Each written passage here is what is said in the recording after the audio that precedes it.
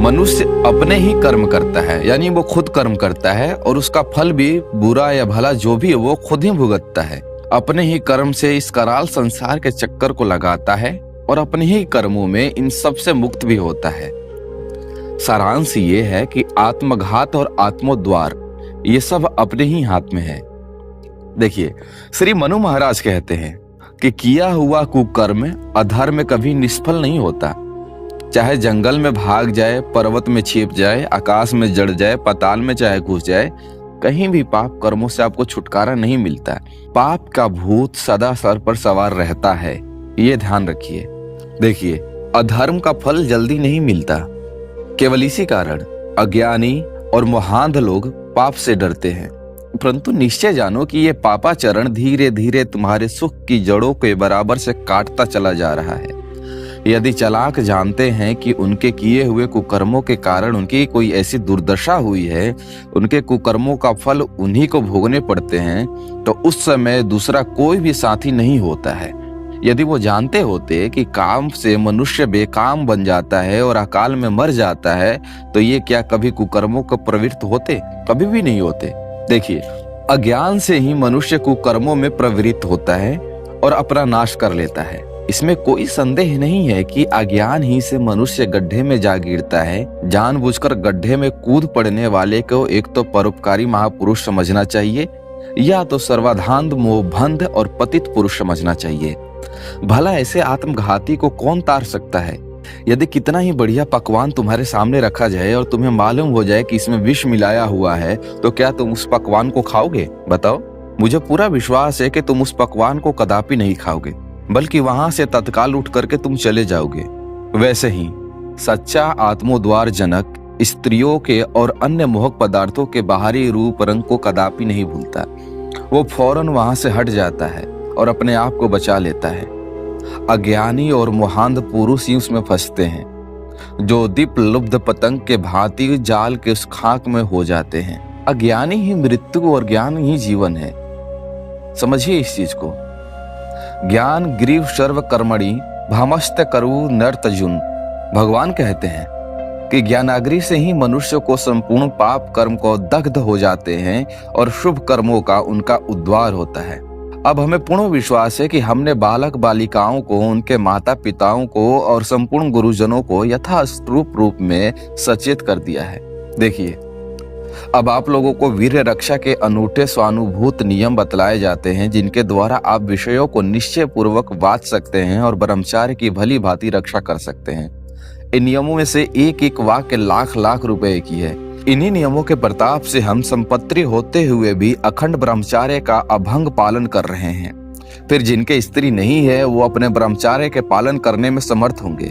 इसमें संदेह ही क्या है?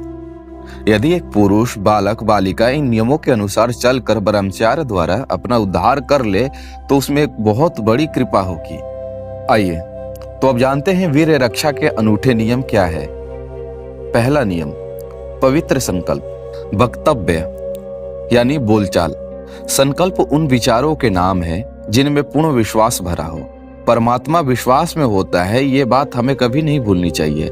यदि सोते समय मनुष्य ऐसा सोचकर सोवे कि आज मैं 4 बजे उठूंगा, तो निश्चय ही जानो उस मनुष्य की आंखें 4 बजे अवश्य खुल जाती है। आलस्य से यदि वो फिर भी सो जाए तो दूसरी बात है। देखिए, सामान्य विचारों में यदि वो शक्ति है, तो श्रद्धा या दृश्य भावनापूर्ण विचारों से कितनी प्रचंड शक्ति होती होगी, इसका आप ही अनुमान कर सकते हैं। एक मनुष्य गर्मी के दिनों में घाम से बहुत अत्यंत व्याकुल हो गया था। कुछ दूरी पर उसे एक पेड़ दिखाई दिया।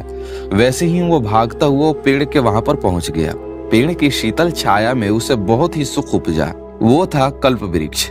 मनुष्य ने मन में सोचा, यदि वहां पीने के लिए ठंडा जल होता तो क्या ही आनंद होता। ऐसा सोचते ही उसके बगल में सुंदर शीतल भरा हुआ निर्मल एकदम जल आकर के वहां पर उपस्थित हो गया। उसने बोला, अरे वाह, यहाँ तो शीतल जल भी मौजूद है। वो थोड़ा पानी पी करके, याह क्या ही ठंड है और मीठा जल है। यदि इस समय उस पास में कुछ मेवा होता तो क्या ही आनंद होता।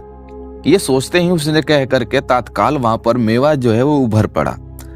सुंदर पात्र का निर्माण हुआ। उसे देखते ही उसने सोचा कि यही क्या चमत्कार है। मालूम होता है कि यहाँ पर कुछ शैतान का खेल है।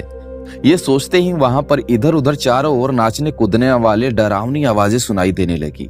उसने सोचा कि सचमुच यहाँ पर शमशान ही मालूम होता है, कहीं ऐसा ना हो कि शैतान के सामने आकर के खड़ा हो जाए। ऐसी शंका करते हुए एक महान विकराल भूत उसके सामने आकर के खड़ा हुआ और उसकी ओर गुर्राते हुए देखने लगा। मनुष्य ने डर के मारे आंखें मूंद ली और मन ही मन कहने लगा कि अरे बाप रे, ये मुझे खा तो नहीं जाएगा। जैसे ही उसने ऐसा सोचा, त्यों ही उस पिशाच ने उसको मुंह में डाल करके तत्काल खा लिया। ठीक यही दशा अच्छे या बुरे विचार करने वालों की भी हुआ करती है। देखिए, कल्प वृक्ष कहाँ है ये तो हम नहीं जान सकते, परंतु ऐसा कोई स्थान नहीं है, ऐसी कोई स्थल नहीं है जहाँ परमात्मा ना हो। वो घट घट और अणु परमाणु में भरा हुआ है और ईश्वर से बढ़कर दाता कल्प वृक्ष दूसरा कोई हो भी नहीं सकता। और इसी में आप और हम सभी मिलकर के उस कल्प वृक्ष के नीचे बैठे हुए हैं। तब ऐसे सर्वत्र व्यमान कल्प वृक्ष के सामने मनुष्य की संपूर्ण भली और बुरी कामनाएं सिद्ध होंगी, तो उसमें संदेह ही क्या है। अच्छे विचारों से उसे अवश्य ही मेवा मिलेगा और बुरे विचारों से पिशाचों द्वारा अवश्य ही उसे खाया जाएगा। सारांश ये है कि मनुष्य अपने ही विचारों से नष्ट और भ्रष्ट बनता है, इसमें कोई शक नहीं है। देखिए, इसमें कोई शक नहीं है, चाहे कितने ही गुप्त रूप से हृदय के भीतर हम कोई कल्पना करते हैं या फिर हम कोई कर्म करते हैं, तो परमात्मा उसे देखता है। किसी के बारे में हम छोटा सा भी बुरा ख्याल लेकर के अपने मन में आते हैं तो परमात्मा उसे जरूर देखता है और उसी के अनुसार हमें हमारा फल देता है।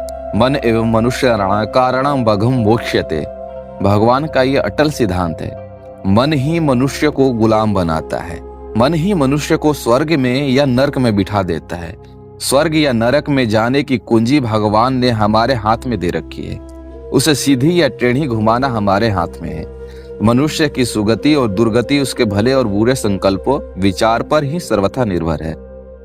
पापमय विचारों से परमात्मा और पुण्यमय विचारों से ही निसंदेह पुण्यात्मा बन जाता है। ऊंचे एवं पवित्र विचारों से कितना ही पतित मनुष्य क्यों ना हो, वो भी उच्चती पवित्र आत्मा बन सकता है।